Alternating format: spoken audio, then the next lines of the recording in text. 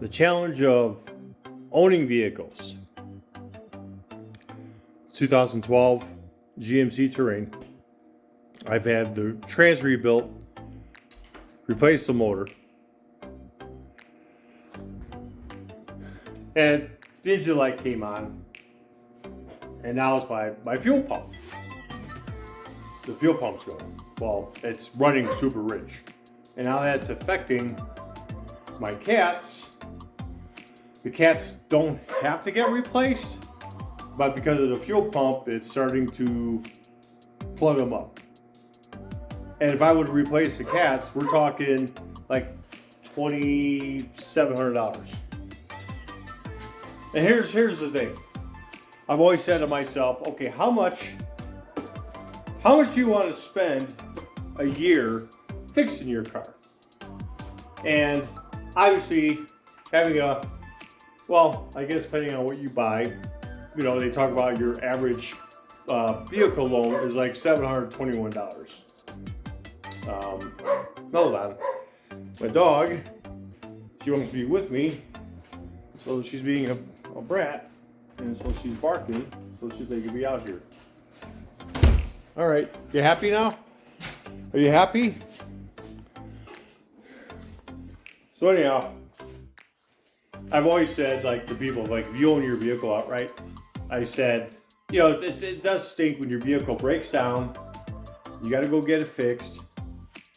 It's a vicious battle. And, like I said, I don't know how much money, I put a lot of money in this vehicle. And it's like, was it worth it or not? Insurance is cheap. Gas is cheap. I don't have a payment, but I keep spending money on the vehicle. And back in the day, I used to say, if you allow yourself $3,500 to $4,000 a year, to fix stuff, because that'd be like having a $350, $375, under $400 a month payment. And say you have a vehicle with a $400 payment, and you got to go in and get it fixed, and it's a $2,000 fix. That's more frustrating. But it's like we can't win, no matter what. It's not no fancy car. When I bought it, I knew it was a cheaper end vehicle, no big deal.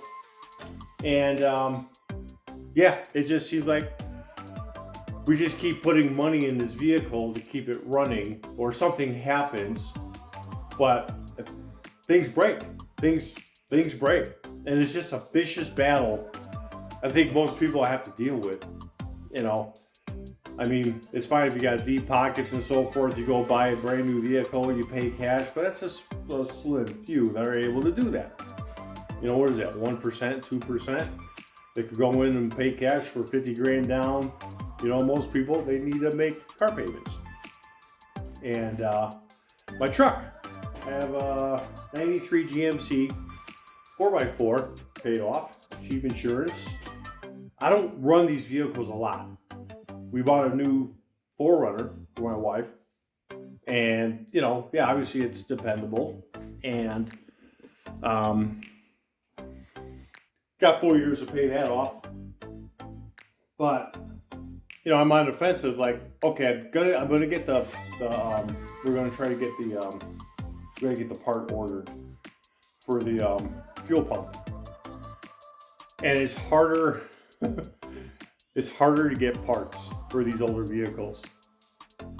And I think that they're doing it on purpose. So it's forcing us to have to buy a new vehicle. My truck, the serpentine belt went.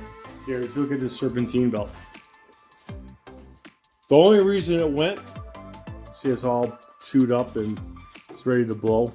All the rubber is no good. That's basically a brand new belt. And the reason it took a crap was because my tension pulley, idling pulley, the wheel froze up. So that it was $71. So I'm gonna replace it. Truck's good to go. I got a new motor in it. The brand new trans. So mechanically, everything is good again with the truck. And same with the Terrain. It's just I'm on the verge of getting another vehicle because of future comings. But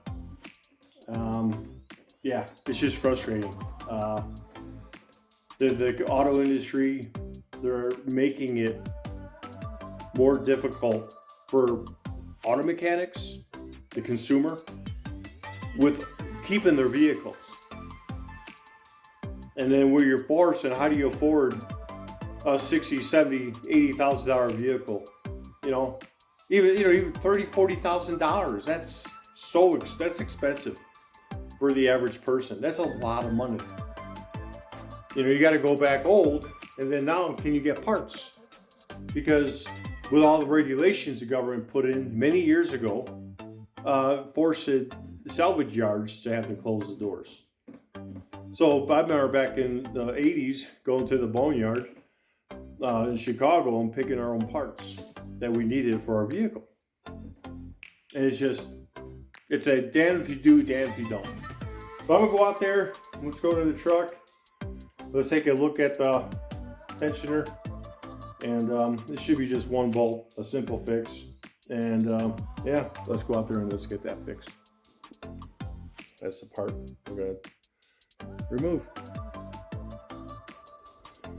All right, I loosened the belt and taking the bolt off to pull this off. So we pull this off, and can't hold the camera and do both at the same time. We'll get this all loosened up and get that off. So here's a new one. The pulley spins freely. This pulley is jammed, locked up. So I will reuse a bolt, and I think that's all I need is a bolt. So we'll put this back in place with the bolt. I don't believe I need that washer.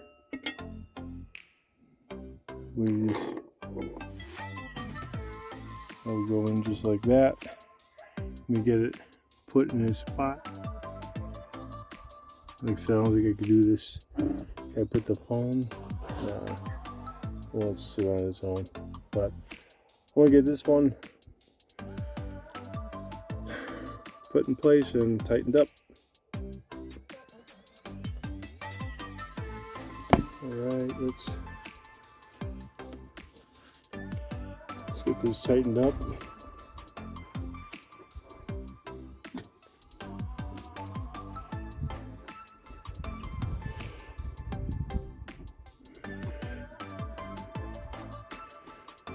There we go.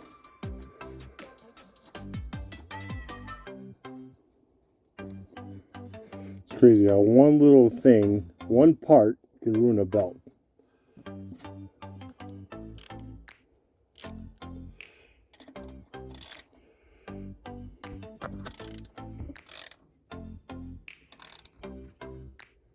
I'm actually going to hit it with a mallet, get a little more torque on it. That's pretty much what I had to do to get it off. So now we got to get this whole belting taken care of.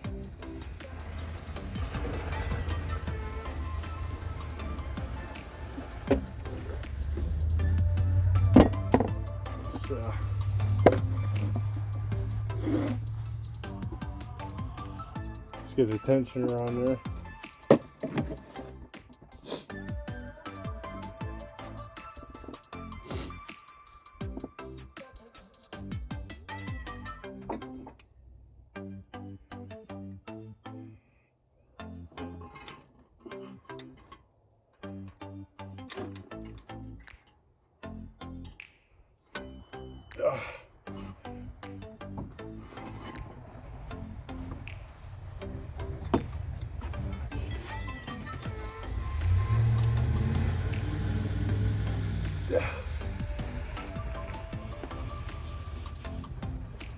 Okay.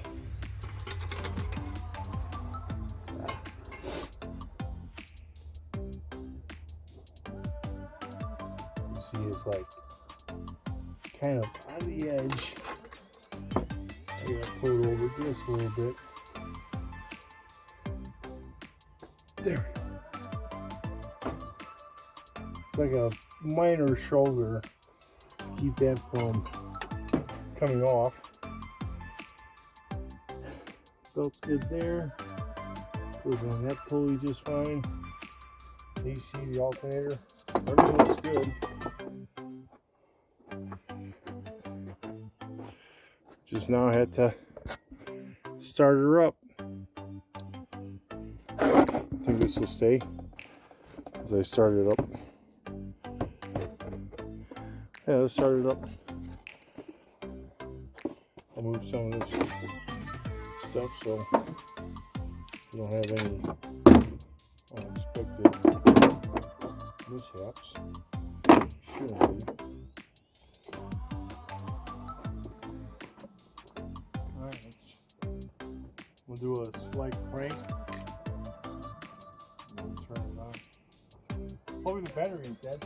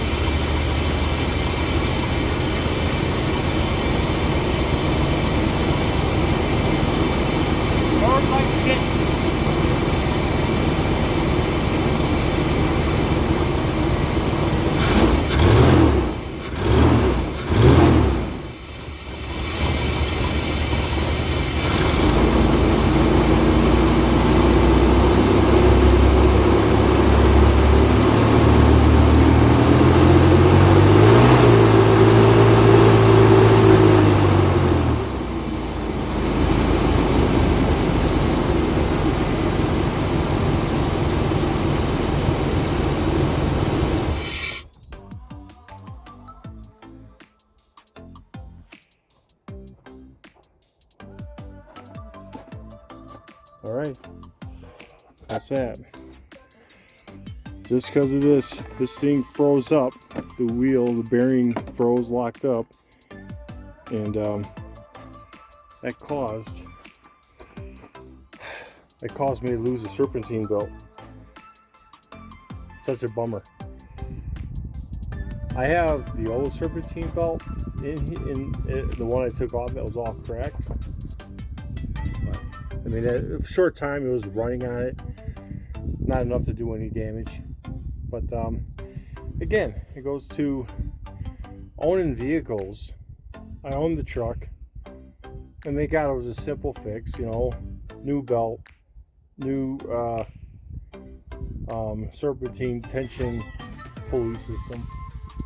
You know, it's just one bolt, not too complicated. But